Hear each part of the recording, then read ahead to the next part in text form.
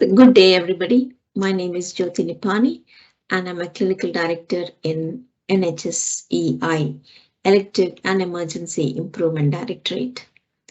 In this video, I'll talk a little bit about demand and capacity and the value of getting it right to plan effective service delivery.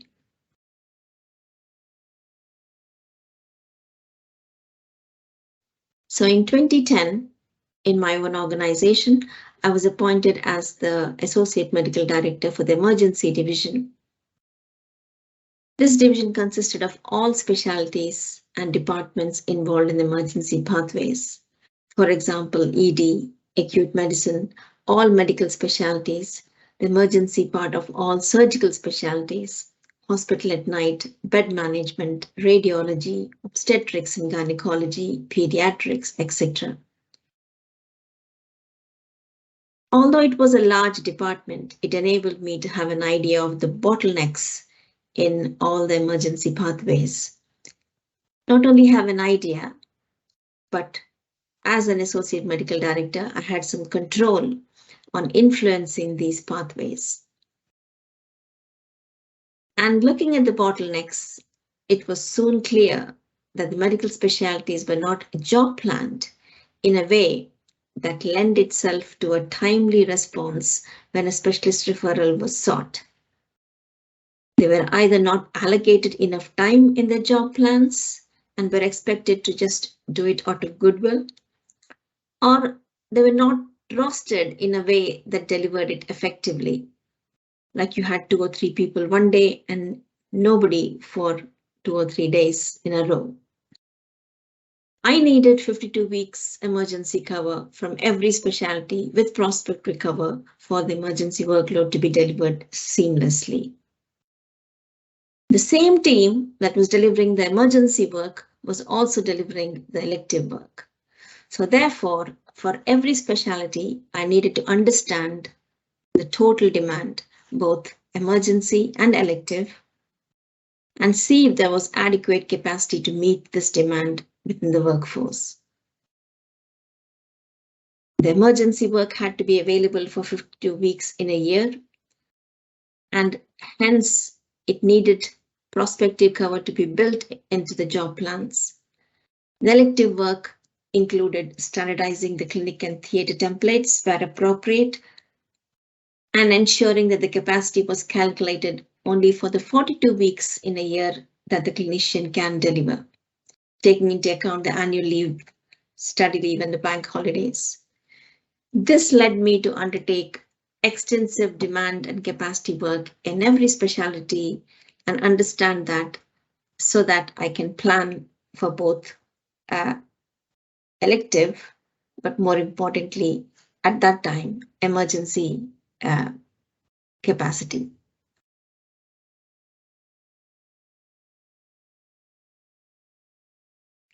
It is best to start with calculating the demand, asking everybody to contribute in getting that right first. So we start with presenting the data, cleansing it by checking with the clinicians and the managers. And then we go on to getting the principles of the emergency work, accepted by everybody, that is all the clinicians. So how long they want to cover it, what are the roles and responsibility within the cover. These things are also discussed here. So once you know the total demand, both elective and emergency, then we look at what is the capacity within the current workforce. And this means that it's the DCC or the direct clinical care sessions that is currently available amongst all the clinical staff present for 42 weeks of a year. The mistake we often do is calculate it for 52 weeks, and we always wonder why we don't have capacity when somebody goes on annual leave. So once you know what the demand and capacity is, and then we see whether there's a gap between what is needed and what capacity we have. And then we put it out to the clinicians who then come up with, perhaps if the gap is small, alternative ways of how this gap can be filled. by everyone contributing a little bit more in terms of DCC, so that by the end of the year, we achieve or are able to deliver all the demand. If, however, the gap is significant and it can't be delivered by just some, increasing the workload, then we may have to resort to a business case to recruit wherever and whatever type of competency we need. It could be at the nursing level, it could be at a consultant level, it could be at whatever level. But at least it's an honest and open discussion amongst all the clinicians and the operational staff. From this work will fall out the individual job plans, which can then all be very transparent and fair.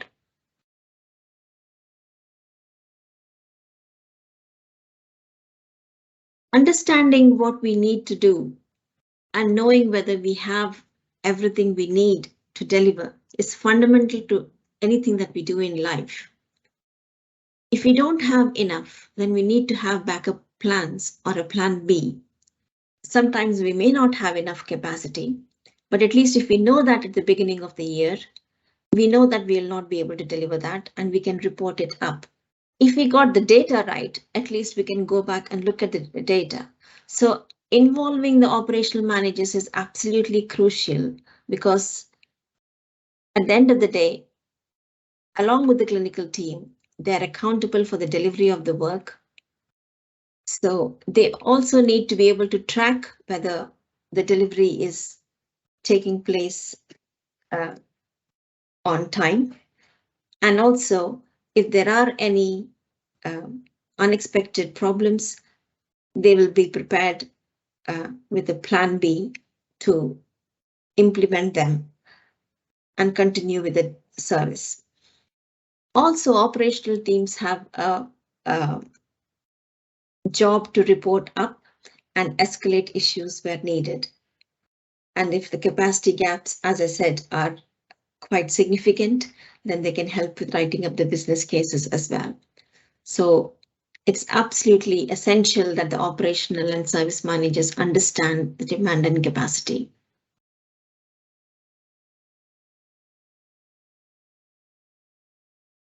Clinicians are frontline deliverers of the service. They know how things can be done efficiently and what are the constraints. If the operational team and the managers can help with removing these constraints, the consultants can actually improve the efficiency dramatically and help with the delivery. If they are on board, they can create that culture of continuous improvement and improve the service. The second reason is clinicians are quite innovative. They come up with new ways of working. There are new techniques of delivery of service, new guidance that's coming in place.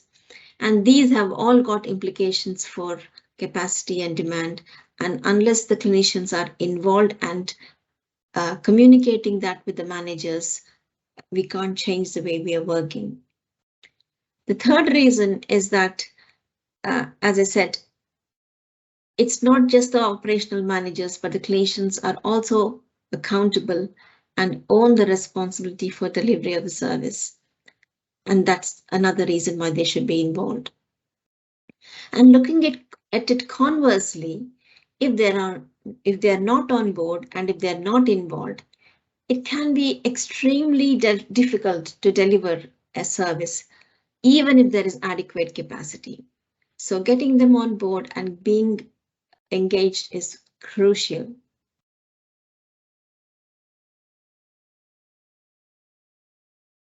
Once the exercise of demand and capacity is done, sometimes people think this is all completely black and white, and the exercise is done, tick box, and now you close your eyes and it'll be delivered. Life is not always like that. Lots of new things come in the way, and no plan is perfect when it involves so many variables. Anything can change, which is why job plans have to be reviewed at least every year so that we can change it to cater to the new needs. Within the demand and capacity, we need to have built in loads of buffers so that we have built in extra capacity in case of sickness and or a sudden eventuality of some sort. So misconception can be that it is black and white. It's not always like that. So it's really difficult to plan for any eventuality, but building in buffers and having the clinical teams engaged and being flexible can help.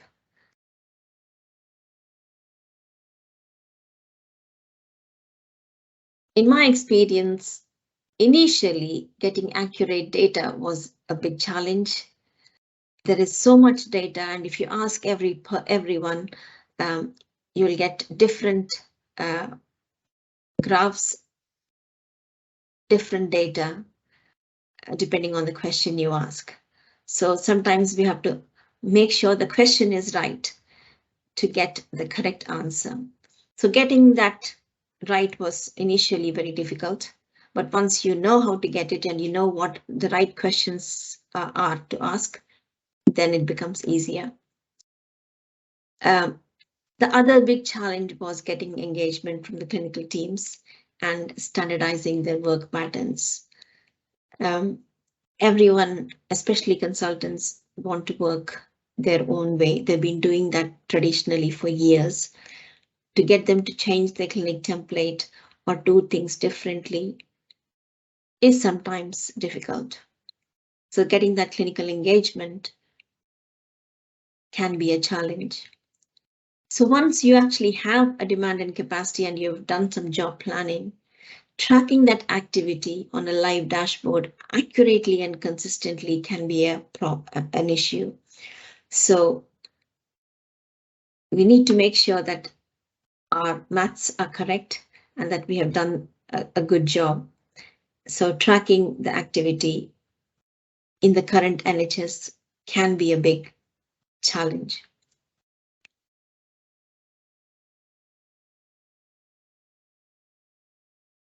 I think this is pretty fundamental to anything that we do, not necessarily within the work we do in the NHS, but anywhere.